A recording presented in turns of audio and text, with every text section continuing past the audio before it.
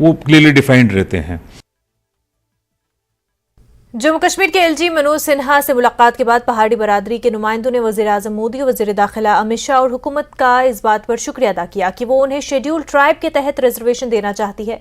पहाड़ी बरादरी के रहनुमाओं बशमूल जम्मू कश्मीर के साबिक MLC विबोध गुप्ता भारत भूषण ने न्यूज़ 18 से बात करते हुए कहा कि वज़ीर दाखिला ने यकीन दिलाया कि गुजर बरादरी के हकूक मुतासर किए बगैर पहाड़ी कम्युनिटी को रिजर्वेशन दिया जाएगा। उन्होंने कहा कि वज़ीर आज़म नरेंद्र मोदी और वज़ीर दाखिला अमित शाह पर उन्हें पूरा भरोसा है। साथ ही उन्होंने कहा कि पहाड़ी बरादरी जो 40 साल से जदोजहद कर रही थी अब कामयाबी मिलेगी और उन्हें हक भी मिलेगा।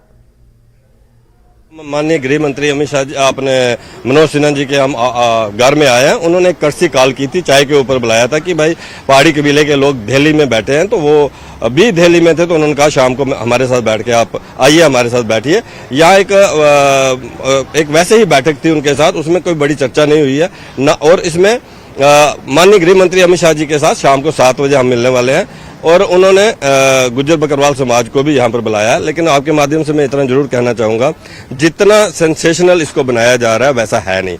5 अगस्त 2019 के बाद हमारी जो सरकार है उन्होंने यहाँ पर रहने वाले हर लोगों के साथ इंसाफ किया, गुज्जर बकरवाल समाज के साथ इंसाफ किया, उनको पॉलिटिकल रिजर्वेशन दी, उनके फॉरेस्ट प्रोटेक्शन राइट दिए, इंटर डिस्ट्रिक्ट रिक्रूटमेंट बैन को हटाया गया, बेस्ट पाक रिफ्यूजियों को जो है उनको उनके राइट दिए, वाल्मीकि गोरखा समाज को राइट दिए, जम्मू कश्मीर की बेटियों को राइट दिए। वैसे ही पहाड़ी कबीले को उनके हक वो मिलेंगे और ओबीसी समाज को उनका राइट मिलेगा, इसमें कोई बुरी बात नहीं। साफ शब्दों में कहा है कि गुज्जर बकरवाल समाज के हक को छेड़े बिना, उनके राइट को छेड़े बिना पहाड़ी कबीले के साथ इंसाफ होगा। तो इसमें इससे बढ़िया फार्मूला कोई नहीं।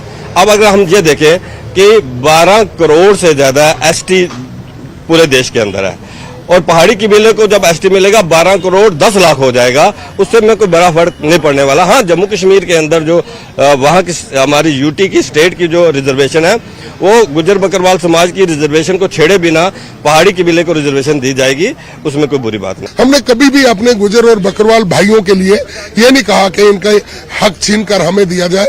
हमने कहा हमें हमारा हक मिले और हमारे माननीय होम मिनिस्टर जी ने 3 बार पब्लिक जलसे में जहां लाखों के लोग थे वहां ये कहा कि गुज्जर और बकरवाल जो है उनका 1% भी नहीं छीना जाएगा और पहाड़ियों को उनका हक मिलेगा। हमें केंद्र सरकार पर बिल्कुल पूरा विश्वास है और वो दृढ़ निश्चय से इस बार हमारे साथ इंसाफ करने जा रही है। हम अपने प्राइम मिनिस्टर आदरणीय मोदी जी को, अमित शाह साहब को, सिन्हा साहब को और पूरे हिंदुस्तान की हुकूमत को दिल की दुआओं से शुक्रिया अदा करेंगे कि हम पहाड़ियों के साथ इंसाफ किया गया। 40 सालों की स्ट्रगल जो है आज वो रंग ला रही है और हमारा बिल लिस्ट हो चुका है और हम पूरी उम्मीद है कि इस सेशन में हमारा बिल पास होकर उसके बाद एक्ट बन जाएगा। तो अभी भी जो मीटिंग हुई है ऑनरेबल एलजी साहब मनोज सिन्हा साहब से बड़ी पॉजिटिव रही है और मैं ये समझता हूँ कि जो 40 साल का सब्र था या पहाड़ी लोगों ने जो 40 साल का रोजा रखा था वो ईद जो है वो सेलिब्रेट होगी इसमें। बहुत बहुत शुक्रिया। तो जो पहाड़ी समाज है वो पूरी तरीके से खुश है।